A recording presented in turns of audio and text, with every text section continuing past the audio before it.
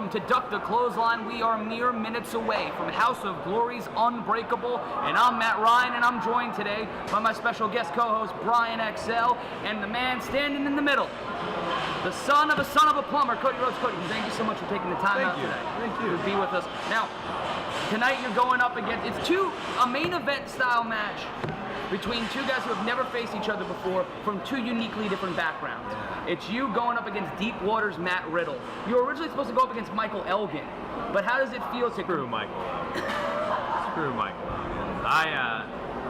Honestly, me and Michael Elgin, we'll cross paths at another juncture, I'm sure, but the idea of, I've got the chance to see Matt Riddle at Battle of Los Angeles, and I've seen him at a few various spots. And Matt Riddle, I feel like if you're a wrestling fan, you got to be pretty keen on where Matt Riddle is heading, and at the rate he's heading. Absolutely.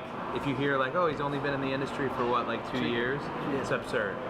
It's absurd. So I feel like I'm a nice little speed bump for Matt Riddle tonight. A dose of reality on this meteoric rise that he is rightfully on. Yes. I saw Matt Riddle at his first ever Ring of Honor training camp 2 years ago, and just to see him take it from trying to get an opportunity to becoming one of the biggest names on the independent scene, and having a complete, he's his own person, he's his own man, and he's done things his own way. We saw that in the UFC, and you're seeing that now in professional wrestling.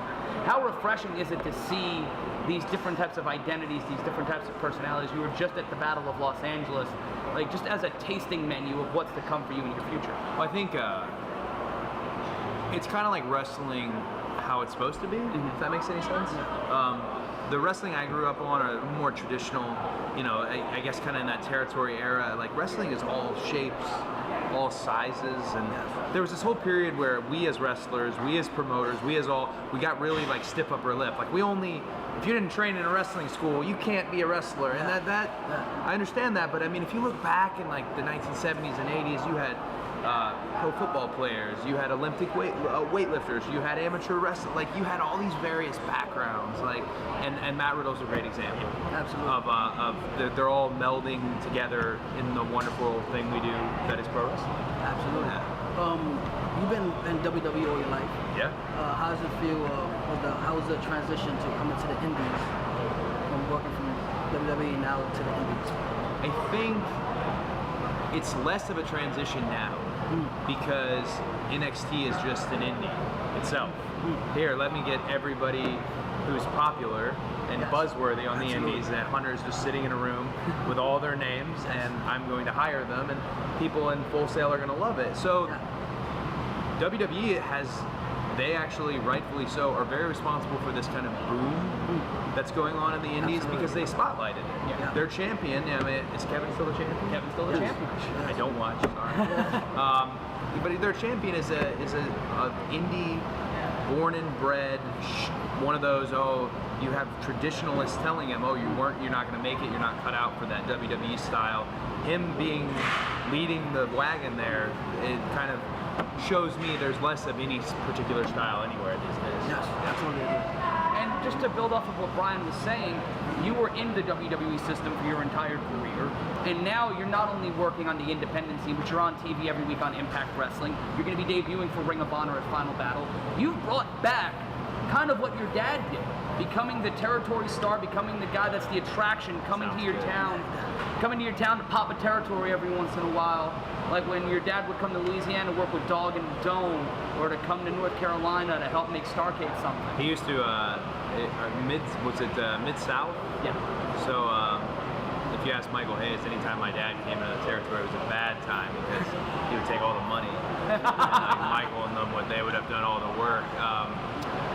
I think it's difficult to explain to people hey, I don't want to sign anything long-term with you because they think it means you don't value them. Yeah. No, I value you, but me signing long-term anywhere, it's not for me in particular. I'm not coming in here to wreck shop. I'm coming in here to help and to hopefully, in some case, be helped. But I think you'll see more of that cross-pollination, not just me, because we can't hide anymore. Social media, you can't hide. You can't write somebody off of a program, particularly when you know that they're eating at Denny's the next morning. You know, like it's a different world, and if wrestling is doing its best to evolve with it being a different world. And it helps the culture too, because if you're on a show like House of Glory, then Impact, then Ring of Honor, more people will be able to follow you on social media and see all the different places you're working.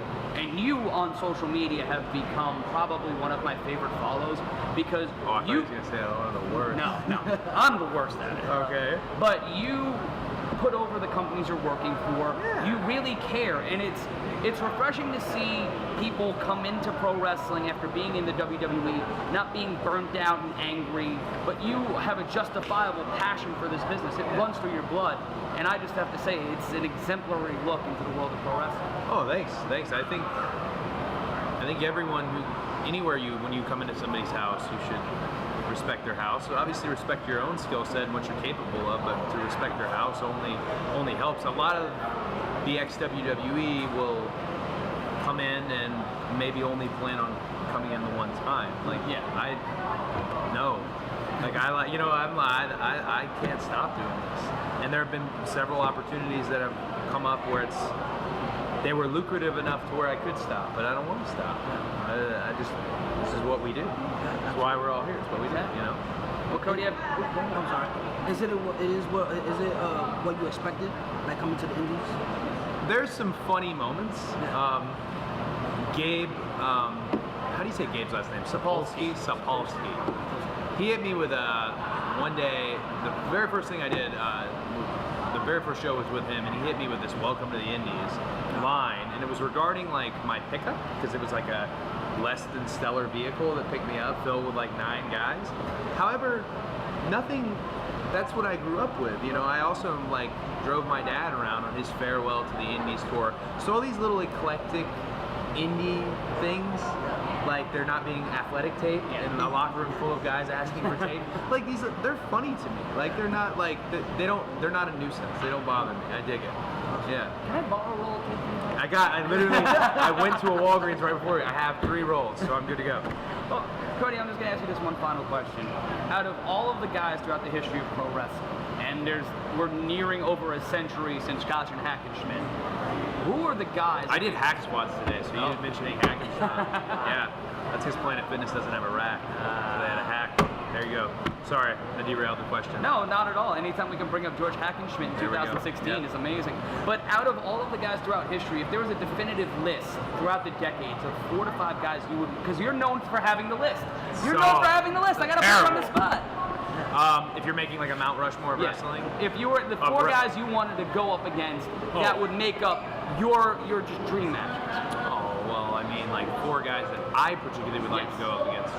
I can probably do that. I'd love to wrestle my father in his prime. I'd love to wrestle Jake Roberts in his prime.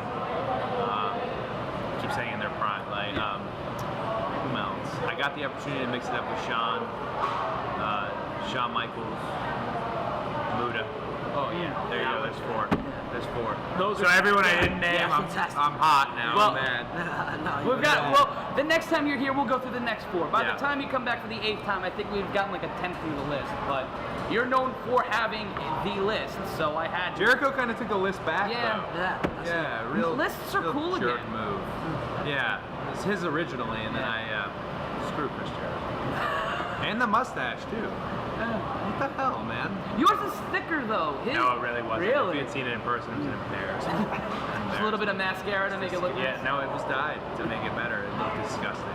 Disgusting. Cody, thank you so much. Thank you, I'm man. really excited to call your match tonight. It's Oh, yeah, Cody thank you. Rhodes and Matt Riddle, but first, folks, you got to prepare to duck the clothesline. I'm Matt Ryan. See you next time.